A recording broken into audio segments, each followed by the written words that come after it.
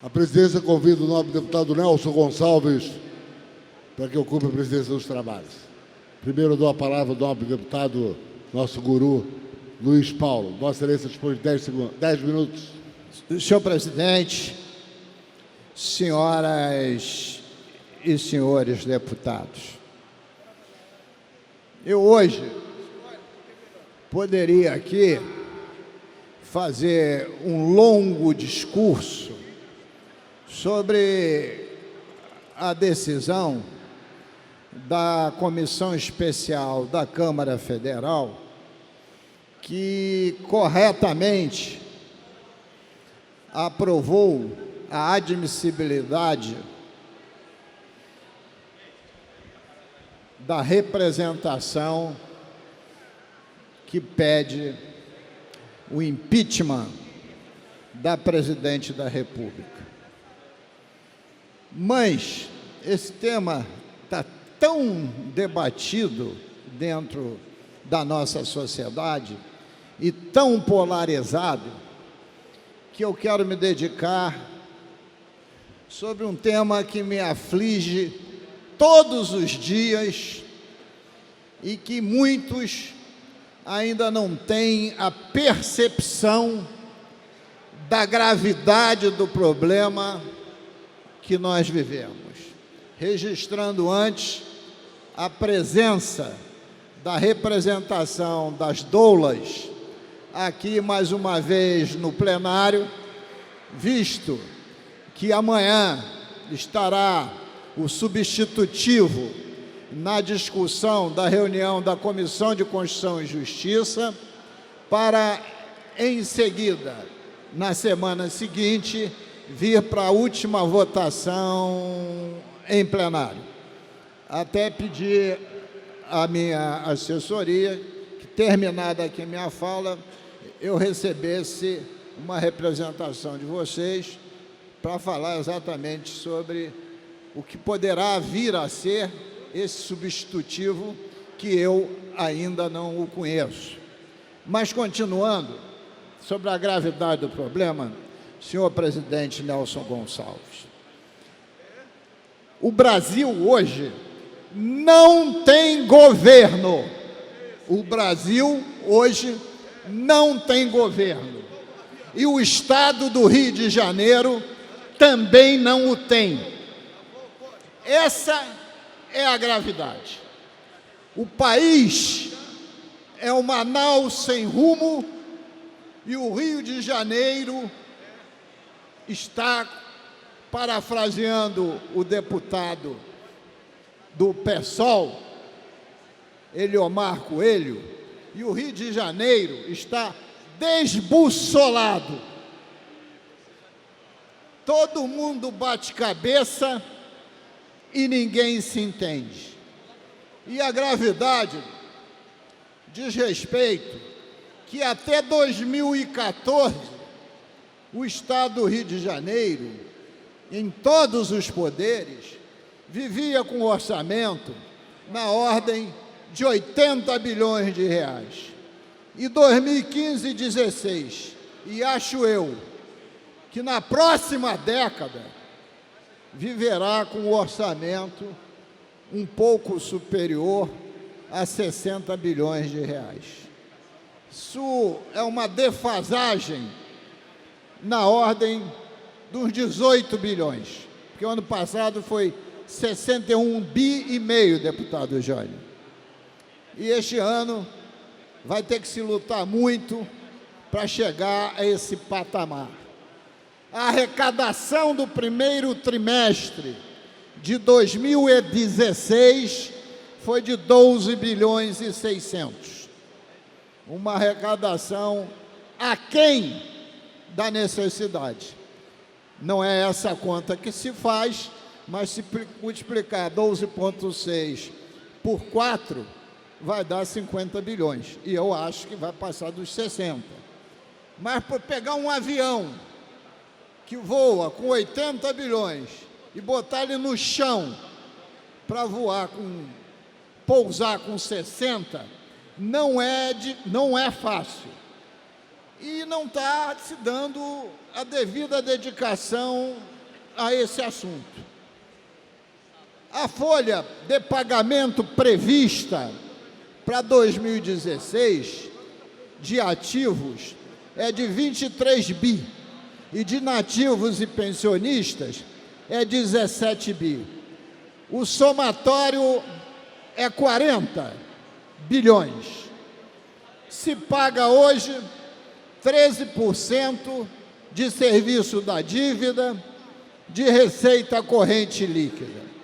Se a receita corrente líquida for na ordem de 50 bilhões, isso representa 6 bilhões de receita corrente líquida, de pagamento da dívida, 13% da receita corrente líquida. 40 com 6, 46. 46 dividido por 60 bi, está aí já comprometido praticamente 75% do orçamento. Só com o serviço da dívida e folha.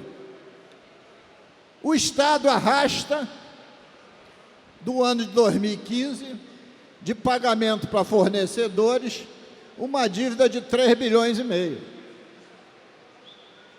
E não há uma condução no governo do Estado que dê clareza a isso.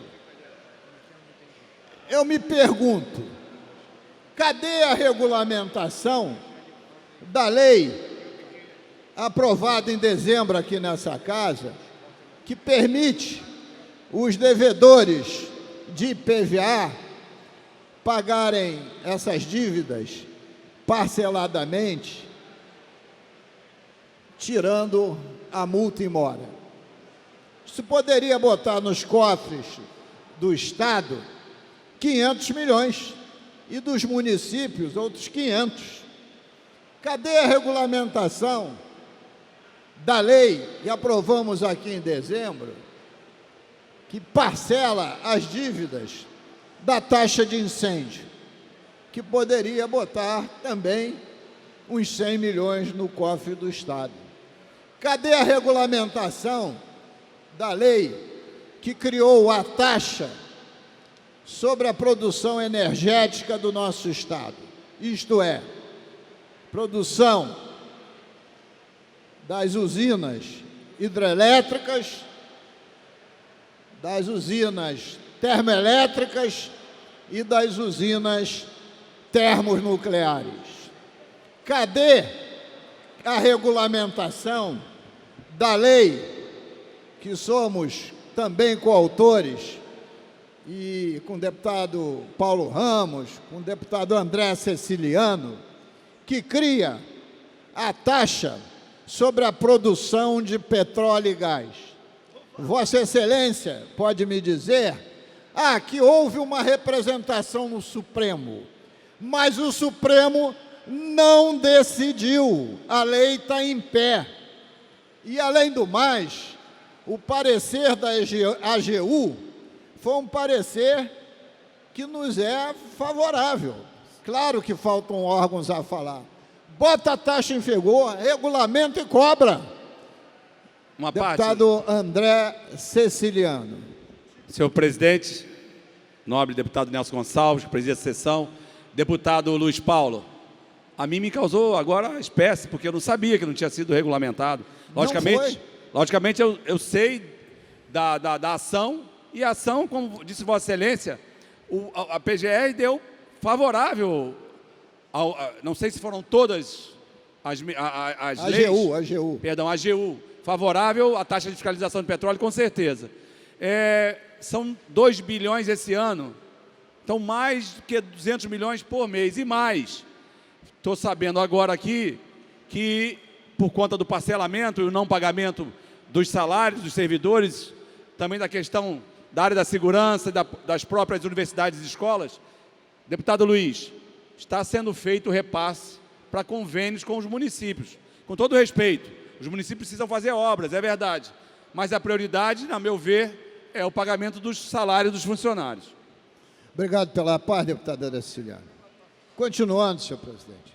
Estamos vindo de uma audiência pública, chamar de audiência pública, na sala do Colégio de Líderes, com a representação do MUSP, Movimento Unificado dos Servidores Públicos, que representam 33 categorias hoje em greve.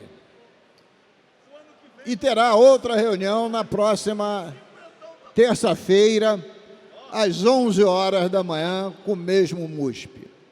E o que a gente verifica é uma ausência total de um planejamento, não é de longo prazo, não.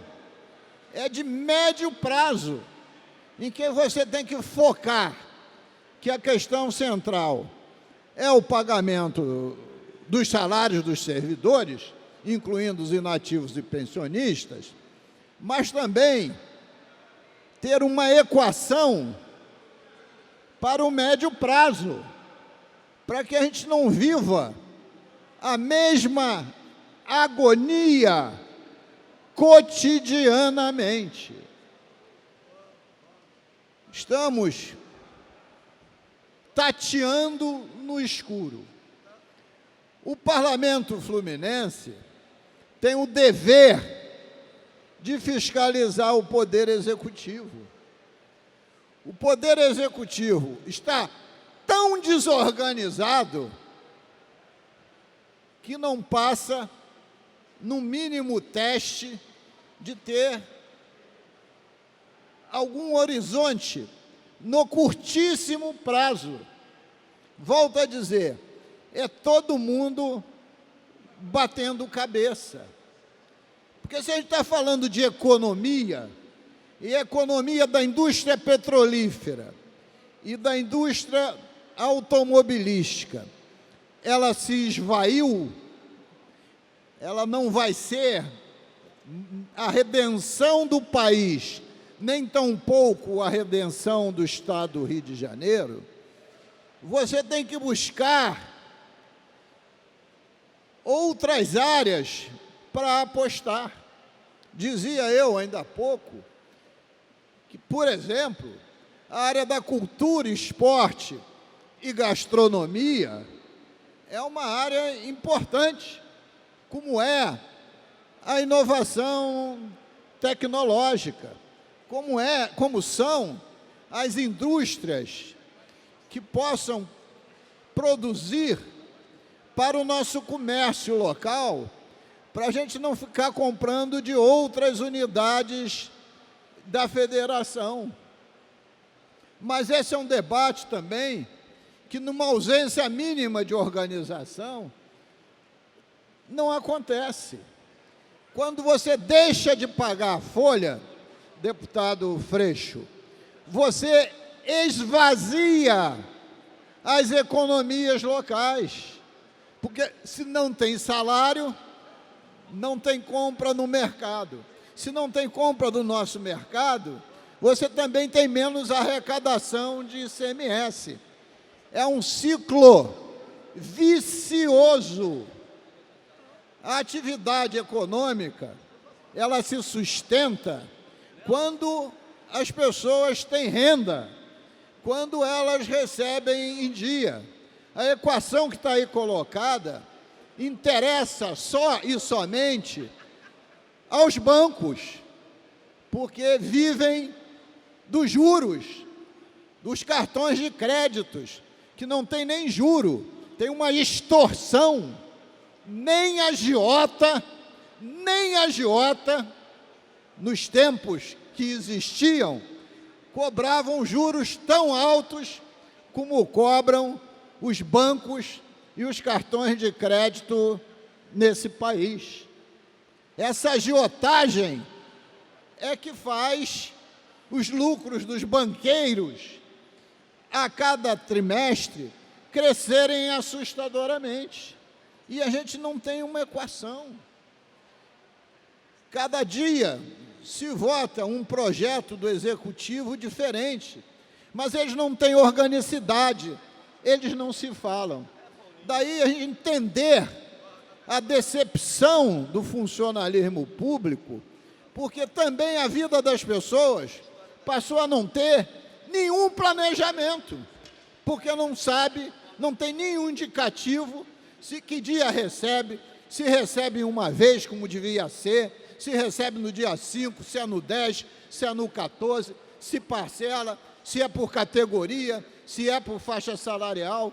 É uma esculhambação ampla, geral e restrita. Muito obrigado, senhor presidente.